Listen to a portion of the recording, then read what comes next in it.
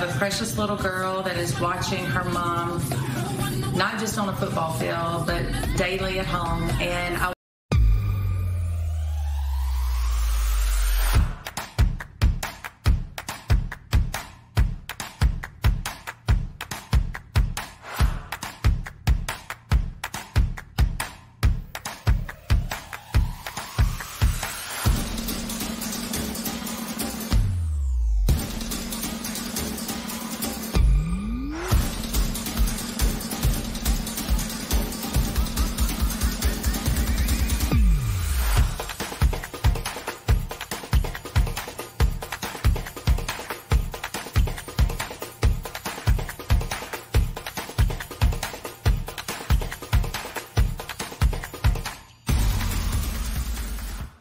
want her to know, seeing it, believing it, and you can do it.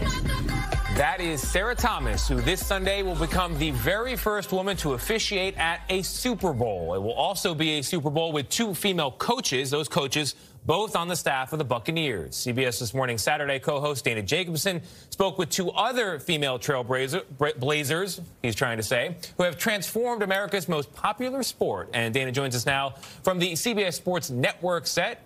Pretty nice set there. Dana, good morning to you. Good morning, and thank you. On the latest Tides report card for gender hiring practices, the NFL got a seat said to be lagging in gender equity, especially at the team level.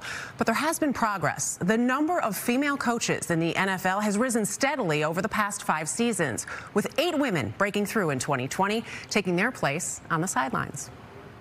Jennifer King just made history as the first black woman to become a full-time coach in the NFL. You know, just kind of living in the moment. I never really think about it that much. But she wants people to know her success with the Washington football team is no accident. It was a very long road to get here. It took a while. It's not something I didn't just pop up. And it's been a long time coming. Coach Ron Rivera, when he first hired you, he said your resume is as good as any young male coach. You're learning from the bottom up, and that you weren't there to be a token. What does it mean to you to know that? It means a lot.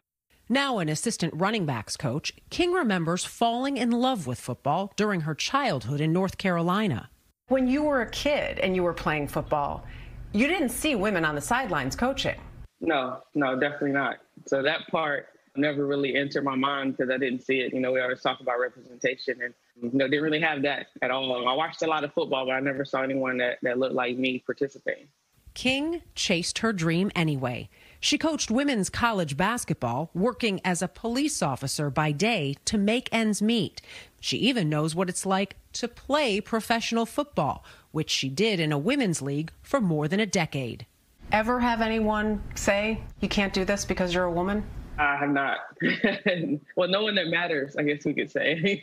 King says to the players, she's just another coach. I don't think people quite understand the psyche of the pro athletes. They don't care. They just want to be better and extend their careers. And if you can help them do that, that's all that matters. I'm often asked if, did I receive pushback from players? Did I sense any feeling from players that they were bothered by my gender? And the answer is no. Players care only if you're contributing to the success of the team. Amy Trask was the first female CEO in NFL history. And in the 1980s, when she attended her first league owners meeting as a lawyer for the Oakland Raiders, she experienced what she calls a funny moment. Someone walked up to me, the owner of a team, and asked me to get him coffee. And it was that moment when I looked around and I realized, oh, I'm the only woman in this room that's not on the catering staff. And then shortly thereafter, the meeting started and I sat down at the table and he looked over and you could just see the blood draining from his face. And every league owners meeting after that, he always walked up to me and asked me if I would like some coffee and might he get some for me. Let's go! In her nearly 30 years with the Raiders, fans lovingly called Trask the Princess of Darkness. Kansas City did a tremendous job. She's now a CBS Sports NFL analyst. I'm asked all the time, was I tested because I was a woman? And the answer is, I don't know. Because people are tested all the time. But fair enough. Let's assume I was tested because of my gender. What's the best thing to do when you're tested? Pass the damn test. That's where King says she's putting her energy. focusing on doing a good job. The Super Bowl is going to see 2 female coaches on the sidelines with Tampa Bay, and you've said that women's presence is not a coincidence. What did you mean by that? I just believe that, the cultures that these coaches are building, who are willing to open up their staffs for everyone, those cultures become successful, and success brings on wins. Coach King told me she has already gotten messages of encouragement from parents telling her their daughters are interested in football and in becoming football coaches. As she said, by seeing it, they're realizing they can do things they never thought they could. Anthony, something she didn't have, that representation. Some very impressive folks there, Dana. Thank you. Well, those Amy Trask stories. Oh, I was going to really say, great. Amy, my new best friend. I like when she says when you're being tested, what do you do? Pass the damn test. Well I love it. said. And Jennifer King, I like her too.